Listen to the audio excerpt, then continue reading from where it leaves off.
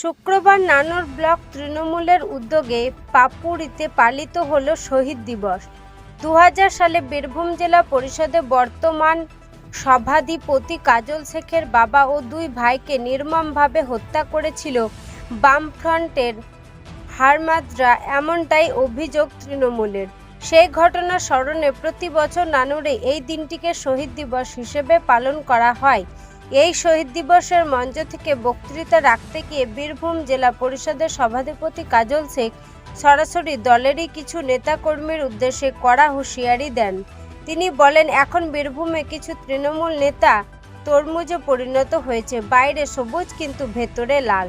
অর্থাৎ তারা উপরে তৃণমূলের রং ধরে রাখলেও তাদের আদর্শ বাম ঘরানার, এমনটাই ইঙ্গিত দেন তিনি। এখানেই থামেননি কাজল শেখ, স্পষ্ট ভাষায় বলেন, যেভাবে বামফ্রন্টকে এলাকা ছাড়া করেছি তেমনভাবে তরমুজ নেতাদেরও এলাকা ছাড়তে হবে।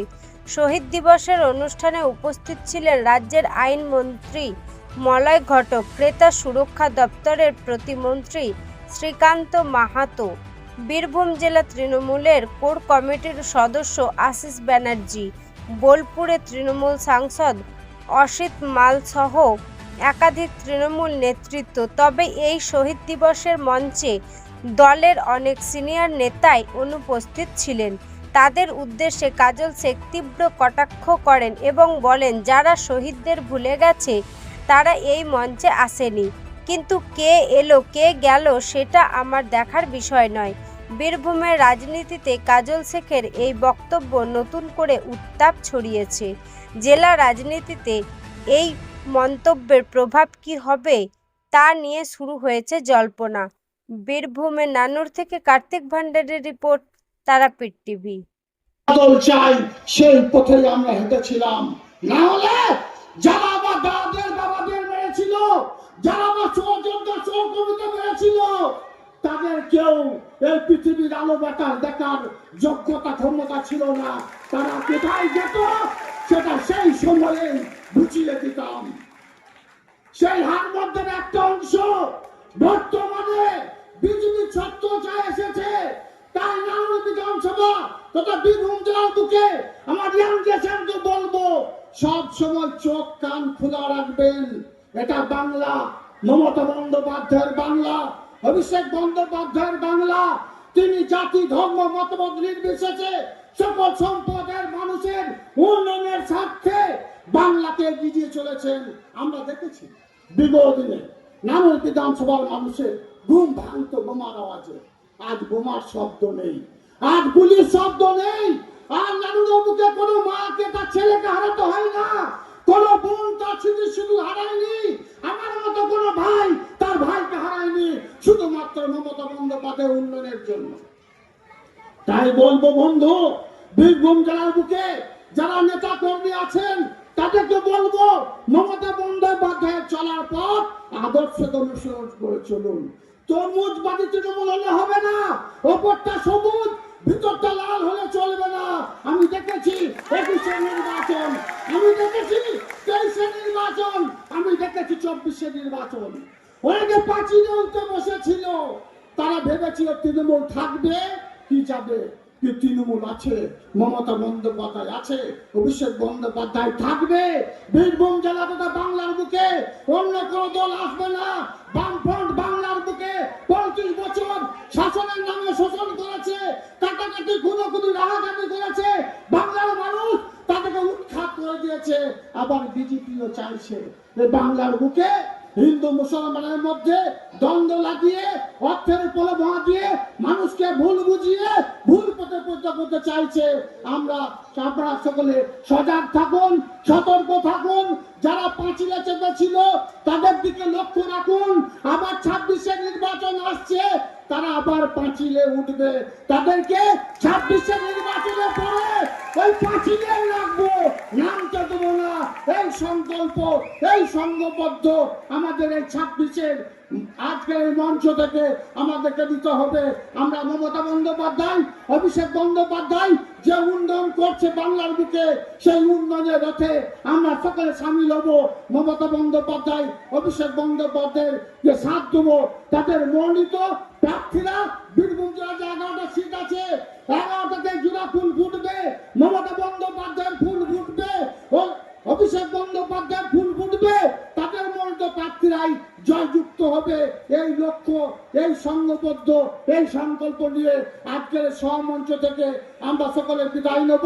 আর এখানে যারা আছেন সকলকে বলবো, আমাদের এখানে ইফতারের আয়োজন করা আছে। বলছি অধীর চৌধুরী বলছেন বাংলায় বাংলার সম্মান নষ্ট করেছেন লন্ডনে। দেখুন, আজকে আমি যে ব্যাপারে এসেছি, যদি সেই ব্যাপারে কোনো প্রশ্ন থাকে করুন, আমি দেবো। আর আমাদের পার্টির একটা মুখপত্র আছে, অন্য কোনো প্রশ্ন থাকলে সেই মুখপত্রকে করবেন, তিনি দেবেন। তো দেবেন, আমাদের স্টেটের যারা আছেন তারা দেবেন, যারা মুখপত্র আছেন। চলুন। এটা প্রত্যেক বছরই আমরা পালন করে থাকি। আমার পরিবারের সদস্য সহ নানুর বিধানসভা বুকে যারা শহীদ হয়েছে, সেই শহীদদের উদ্দেশ্যে মঞ্চ বাঁধা হয়। যেমন 27 জুলাই মঞ্চ হয়, এই 28শে মার্চ এই মঞ্চটা প্রত্যেক বছর আপনারা আসেন। আমার দাদা বিএসএফের কর্মরত জওয়ান শেখ সাজুকে 2000 সালে 28শে মার্চ আজকের দিনে নিষ্ঠুরভাবে নির্মমভাবে হত্যা করছে বামফ্রন্টের হারমাদরা।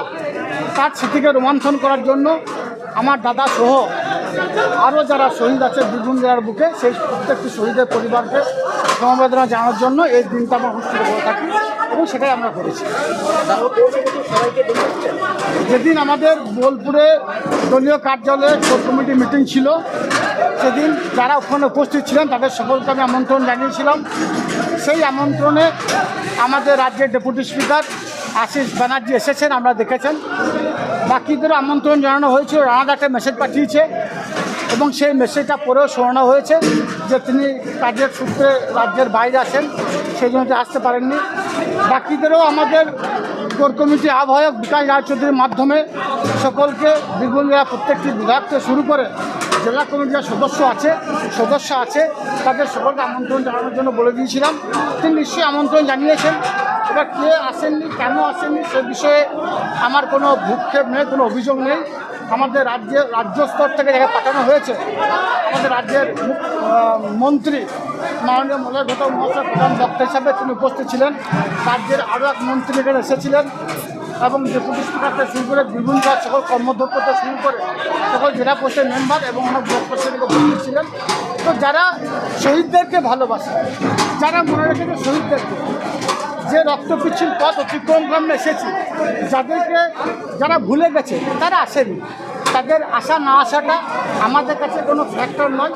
আমরা শহীদ পরিবারের সন্তান, আমরা মমতা বন্দ্যোপাধ্যায়, অভিষেক বন্দ্যোপাধ্যায় চলার পথ অনুসরণ করে চলছি, আগামী দিনেও চলবে। তরমুজ তাদেরকে বললাম 19-এর নির্বাচন, 21-এর নির্বাচন, 23-এর নির্বাচন, 24-এর নির্বাচনে যারা পাঁচিয়ে চেপে বসেছিল, যারা ভাবছিল তৃণমূল কংগ্রেস দলটা আসবে কি আসবে না, তাদের ওপরটা তৃণমূলের মতো ছিল, ভিতরটা তাদের সবুজ ছিল না, তাদের লাল ছিল, গেরুয়া ছিল, তাদেরকে বলেছি। এখন দেখতে পাচ্ছি বীরভূম জেলাতেও কিছু তরমুজবাদী তৃণমূল রয়েছে, তাদের উদ্দেশ্যে কথাটা বলেছি।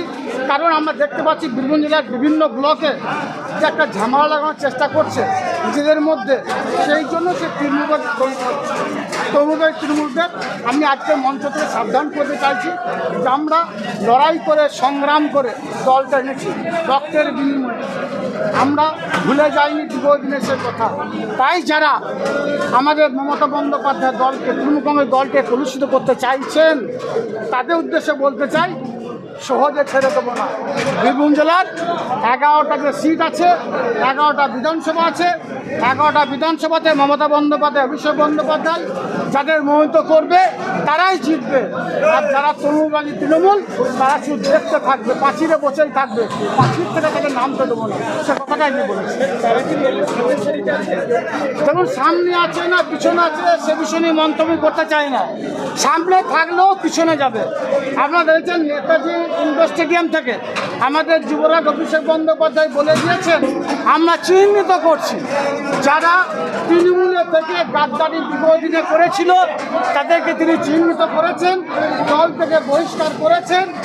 এখনও যারা তৃণমূলের থেকে গাদ্দারি করছে, সাঁইথিয়ার মতো জায়গায়, শিউরুটিয়ার মতো জায়গায়, দুর্গাপুরের মতো জায়গায়, রামপুরহাটের মতো জায়গায়, নান্দের মতো জায়গায় অশান্তি বাঁধাতে চাইছে, তারা সাবধান থাকুন।